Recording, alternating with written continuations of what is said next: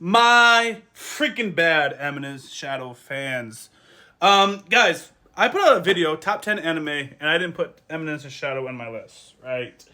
And one of the reasons why I judge Eminence and Shadow so heavily is because I did not feel it was that unique as an isekai. One of my points was I've seen Overlord and I've seen Slime, right? Therefore, Eminence and Shadow, I'm gonna see plenty of Eminence and Shadows. It's not different enough. And I think that was unfair of me. So first of all, when it comes to these top 10 things where your favorite show is, I ain't gonna lie, man. Sometimes there's nostalgia, there's the heat of the moment. You're gonna put out your top 10 video, it's gonna stay there forever. You really gotta give it some thought.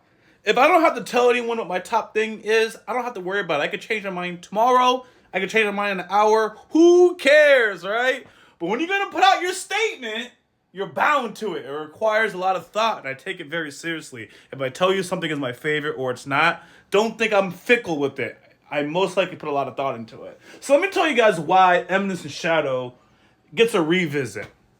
See, I was judging it that it was similar to Slime, and I was judging it that it was similar to Overlord in some regards, and because of that, it disqualifies its uniqueness, it disqualifies its greatness, and that was unfair. You see, what Eminence and Shadow does, that's literally the MO of the character, is to be a mob, and he fulfills or looks forward to living the anime tropes that we are used to.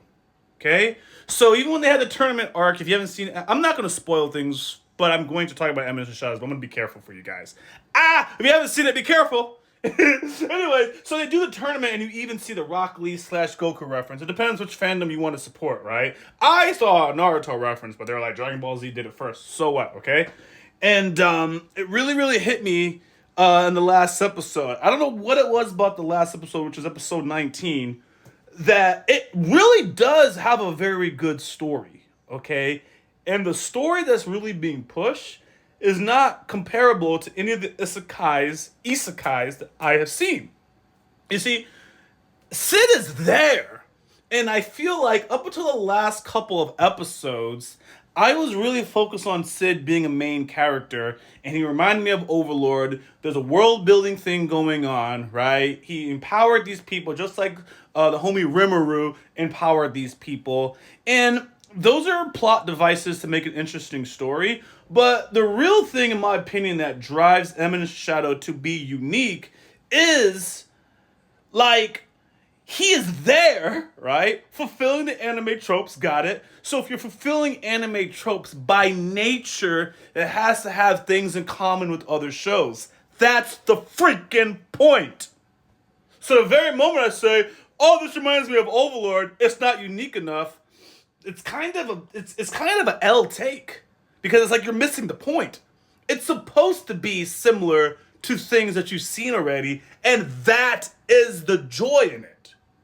What the writer does as he's doing this, he finds interesting ways to keep you entertained as they're doing these roles. Like, Sid fighting the girl in episode 19. Screw it. You have to watch Eminence of Shadow to get where I'm going with it. They could have easily made this fight to show you how overpowered Sid is. But to have Sid do almost nothing the entire fight and have Iris just freaking out. Oh my gosh, so shook. Like, that is very creative. I think the writer is very creative at their takes on the traditional tropes that we see. And they don't necessarily do it in the way that you'd expect. There's no Sid fight or Sid victory, Sid is the main character, that I've seen. I'm like, oh, I've seen that before. I've been reminded of it before. But the conclusion, the way they do it, is not like anything I've seen before. It's actually unique in that front. I think the writer has a phenomenal sense of humor based on the show. Very relatable sense of humor. I kind of feel like if me and this writer didn't have a language barrier and they was telling stories, I would laugh my ass off all day. Because I think the writer is basically a comedy genius. And I don't mean a comedy genius in a sense where, like, you gotta know Japan culture, otherwise you don't laugh. You know, that's a lot of the other funny shows sometimes. It's like, man, if I don't know anything about Japan, this is not funny. His humor is basically universally funny as long as you've seen enough anime. And even if you didn't, if you have half a brain, you should still find it amusing. So anyways, the last episode, they really focused on the princesses, the girls, right? So that episode was on Iris and Rose. And they're driving the point to a degree where they are possibly like the real main characters or the focal points. Sid is just there trying to do stuff in the background. Let it marinate, right? Let it marinate. He's a background character that's so strong, it's hard for him to be ignored. And he accidentally kind of fails at it, right? But to be that great, people just smell the greatness. And he finds his way in situations where it's like, yo, you really try to stay in the background, but it's not really working out for you, you know? And every episode, they have a creative way at getting Sid to do something, right? That's a power flex or a background thing that haven't been seen before. But before that plot point potentially gets dull, they hit you at 19. There's some nefarious activities going on in this kingdom. There is a cult. There's people in this cult trying to make this all-powerful being or get the power of a former demon that was taken out. And, you know, we're getting ready, in my opinion, as watching the anime. There's a major possible pivot or direction this story can take. And I don't think it's going to be like anything I've seen before. I can be wrong. I can very much be wrong. But it did, that episode 19 really flipped the anime on its back. When I say it flipped the anime on its back. But the anime, let me not do that. Let me not disgrace myself. But you know what I was gonna do? I was really gonna go on my back.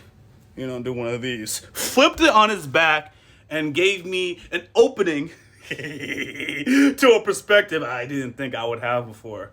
So, Eminence of Shadow, very good Isekai. That's how my boy Joe Fresh says it. Isekai? Is that how you say it? Isekai? Anyways, Eminence of Shadow, very good Isekai. I'm revisiting the notion that it's like everything else. It's supposed to have a little bit of the tropes, but it is certain. My camera cut off when I was done. But it is certainly not like anything else we've read, or I've read, or watched. So, anyways, I recommend Eminence of Shadow. That's the point of this video. Much love to you guys. Apologize to you Eminence fans that I didn't rank your anime high enough. I don't know where it's in, because to put it back in the ranking, I gotta take something out, and I don't want to do that. I'm taking the cheap way out, so much love. Bye, guys.